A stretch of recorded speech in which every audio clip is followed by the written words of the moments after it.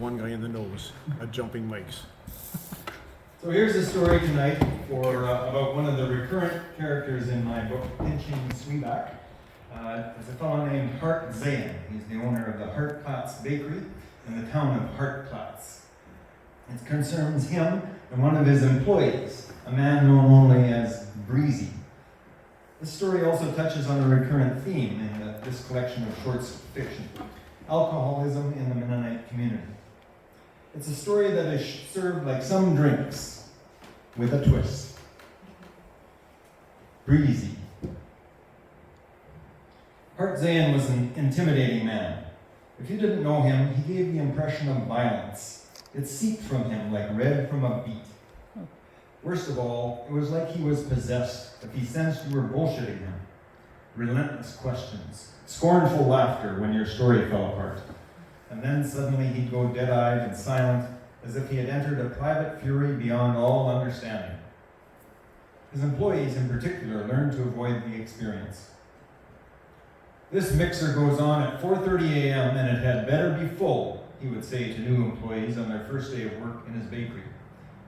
And if it's not, then you go home and stay home, he'd add with finality as he shook the last of a 100-pound bag of flour into the stainless steel bin.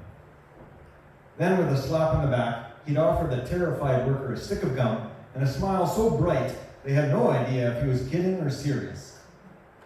They generally erred on the side of caution and were smart to do so. Being on time and pulling their weight were, as Hart put it, serious as 2 heart attacks.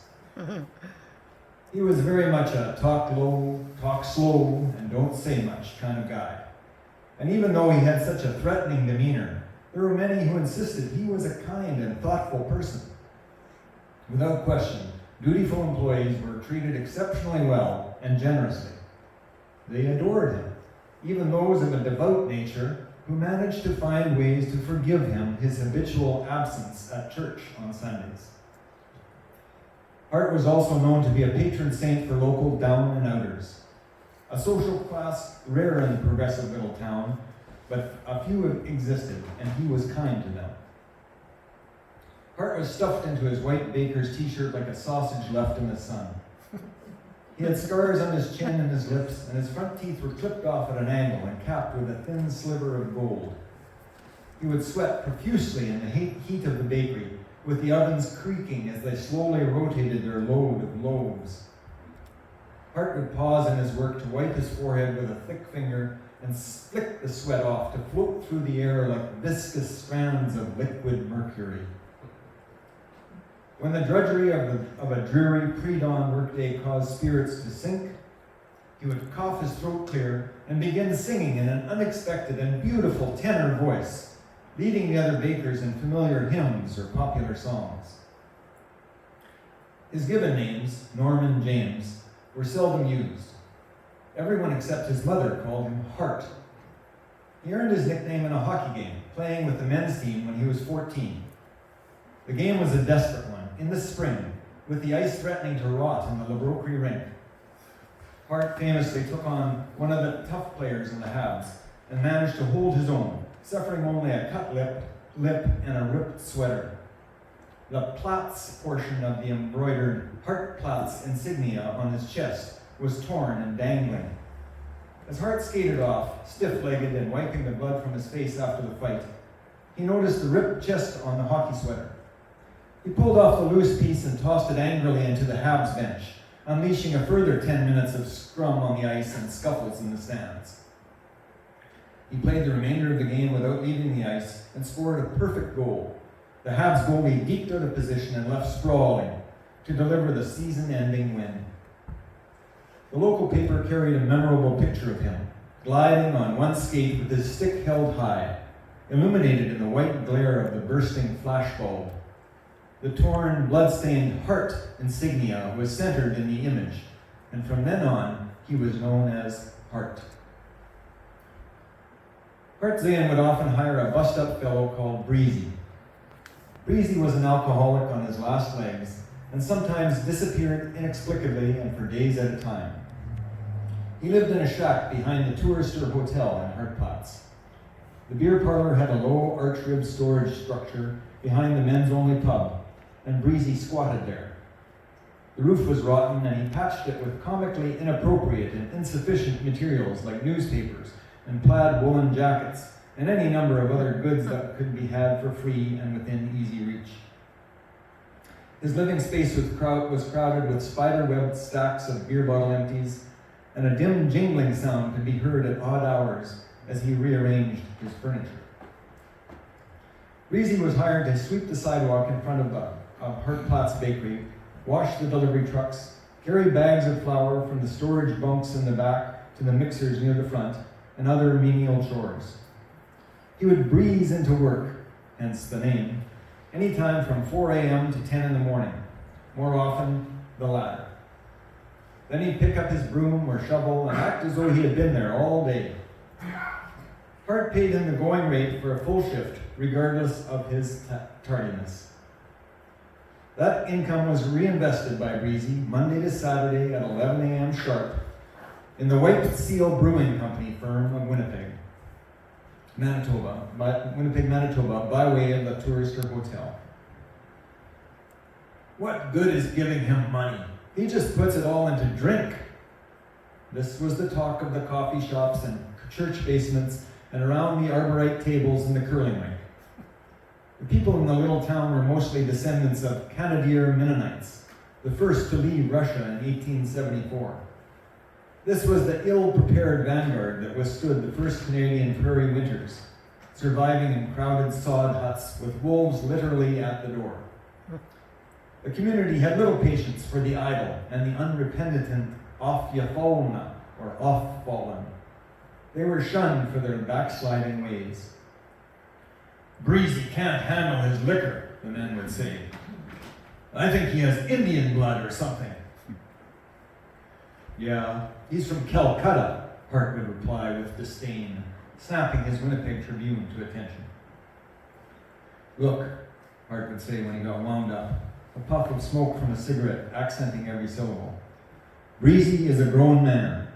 He can think not half bad when he's sober. I have no right to tell him how to live.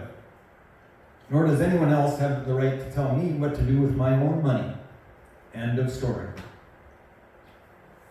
On one occasion, Hart met a thumpingly stern town leader just before the pub closed down on a stormy Monday night. The red-handed man carried a dainty six-pack of Labatt's Blue out of the beer vendor's back door, making his way back to the brand new 1972 Plymouth Valiant Demo idling in the parking lot, pointed in the getaway position. Recovering his nerve with a bullshitter's aplomb, he explained that he was just getting some beer for those kinsmen who were coming over that week for a company event at his house. Kinsmen, of course, being a kind of code for those with non-Mennonite names, the Mick and the Mac of the English world who had seeped in along the edges of Hartplatz's brethrenly Mennonite Main Street.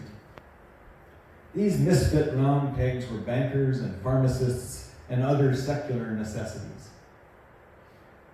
The six-pack man was flustered and embarrassed, but as is the case when recovering from the high-speed wobblies on a motorcycle, he figured the best thing to do was give it more gas, so he did.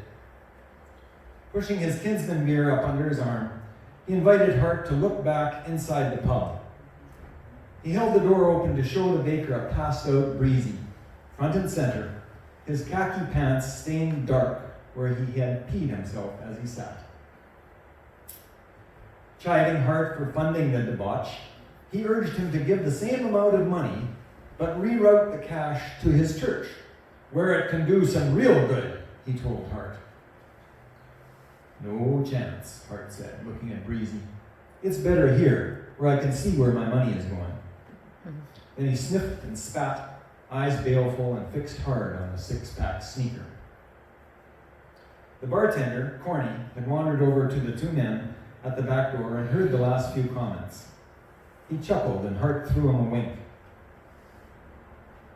The six-pack sneaker was a big man of about 6'4" and maybe 260 pounds of loose-packed cottage cheese. He looked at Corny, a skinny little Mexicanisha bartender, and then he looked at Hart Zane. He felt belittled by Hart's flippant, "see where my money is going" comment. He was, after all, a serious person. He was a businessman, a member of the Chamber of Commerce, a toastmaster, and center aisle usher for Sundays and weddings at the landmark Gospel Bethel Tabernacle. Slowly, with Hart and Corny watching, he walked out towards his waiting car. He looked in both directions, leaned in to put the six-pack in the front seat, and then glanced back to the pub where Hart and Corny stood in the dim glow of a 60-watt bulb near the back door. Seeing them in the light, he called back, "You don't do that drunk any favors, you know. He'd be better off with some tough love." Hart's eyes flashed and he took a short step forward. Corny reached out to touch his arm. "Hold on, let me. Hey, what's that guy's name anyway?" "He's a weeb," Hart said. "Okay, thanks," Corny replied. Then he trotted a few steps into the potholed gravel lot and called, "Hey, weeb, come once here." Weeb paused, his car door open, then closed it and walked back towards the two men. As he drew close to them, he said, "Look, there's no need to apologize, you guys. No hard feelings. Listen, there are some things you need to know," Corny said, interjecting. Weeb looked down at the short bartender. Corny had a Fu Manchu mustache, and his teeth were completely rotten, black stubs. He had Paul Newman blue eyes and a small gold ring in one earlobe. "Breezy's real name is Arnold Plett," Corny said, hitching up his pants and rising to his full height. "He came up from Mexico at the same time my parents did. He's a few years younger than my dad.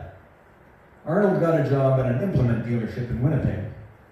Back then, he weren't no shinda. The opposite. I'm telling you, that guy was a genius with motors. He made good money, and he had a nice house in the city. He only came out here to Hartplatz once in a while, mostly to see my dad and sometimes a brother who lived on a farm south of town." Weeb's confused face cleared as he listened. He knew the man only as Breezy, like most people in Hartplatz, and he knew few Mexican Mennonites. They attended a different church than his. Corny continued with the story. Arnold loved fishing. He bought a nice boat, and him and his wife were out at Big Wet Shell Lake this one time, he said. She was 4 months pregnant, and Arnie had just been made a manager at the Case Tractor dealership on Panet Road. Life was good, you know. Weeb nodded, looking through the smudged glass in the pub door, where he could see Breezy, Arnold, sleeping in his chair. "So it starts to rain," Corny said, carrying on with the story of Arnold Plett. "The midya are buzzing and biting like the devil, and his wife says they should go. Arnie says goodbye to some guys he knows who are fishing near them, and goes to start the boat, but he can't get it running. The battery's dead. He pulls the cover off the outboard and winds a rope around the flywheel and is going to pull start it. It was a Johnson 40 horse, so he has to really give it a tug, you know." "Yeah, I have a 40 Evinrude," Weeb said, looking at Breezy as he spoke. Corny glanced at Hart, took a deep breath and continued. "So Arnold gives it about 3 good pulls and it almost starts. Then he gives it a super hard yank and he slips and falls back. His wife Tina is just then standing up to stretch and he stumbles backwards right into her. She gets knocked over and falls out of the boat. Arnold is down in the bottom of the boat and he scrambles up and looks over at the side, but she is already under. He can see her yet, under the water, sinking." Weeb exhaled loudly. "Oh, but never's not." He stared at Corny, who put his hands down into the front pockets of his jeans before continuing. Weeb shifted uneasily. "Arnold kicked off his boots and dove into the water. He was a shitty swimmer, though, and he came up almost right away. Plus, it was only a few weeks after ice out. The guys from the other boat came over too, but by then Arnold had gone down a bunch of times, and he did not get her." Weeb shook his head. His eyes were watery. "Arnold stayed there in the boat with some of the Hartplatz guys, and the other boat went to get the cops and the conservation officers. They got her body the next morning, and a snapping turtle had worked on her some already. The cop said her nose was busted, and she probably got hit in the face with the back of Arnold's head. She was out cold when she hit the water, the cop figured. That's why she went under so fast. Arnold could not forgive himself for taking off his boots. He said he did it without thinking, and it only took a few seconds, but maybe that was the difference. That's all he could talk about. It drove him crazy. That and why he couldn't get the motor running, and why he was so clumsy. I knew Arnie from hockey, Hart said, picking up the tale as Corny stood quietly staring down at the ground. He was the equipment manager for the Winnipeg clubs when I played there. We hit it off. After that happened with his wife, he quit his job, sold his house, and disappeared. Word is he went back to the Manitoba colony in Mexico after the accident. About 3 years later, he came back here, and he was Breezy. It was like the old Arnold Plett we knew stayed in the boat at Big White Shell. It was still for a while. The moon came out, shining on the puddles in the parking lot. Dozens of miniature moons shone back up at the night sky. Weeb nodded his head slowly. He patted Corny on the shoulder and said, "Thanks, you guys." "Just keep it to yourself, Weeb," Hart said, his voice low. "Arnold Plett don't need no sob story. Just mind your business, your cars and your kinsmen." Weeb looked stonily at Hart, then pulled his coat tight and walked to his car. "Time to clean Arnold up," Corny said, swinging the door open and holding it for Hart. "We should have invited Weeb to stick around for that." "Ha, tough love, right?" Hart said, adding, "Nice touch with the boots, Corny. If we keep this up long enough, people are gonna genuflect when Breezy walks by. But I think the snapping turtle part was a bit too much." "Yeah, maybe," said Corny, with a black-toothed smile. "We'd seem to buy it, though."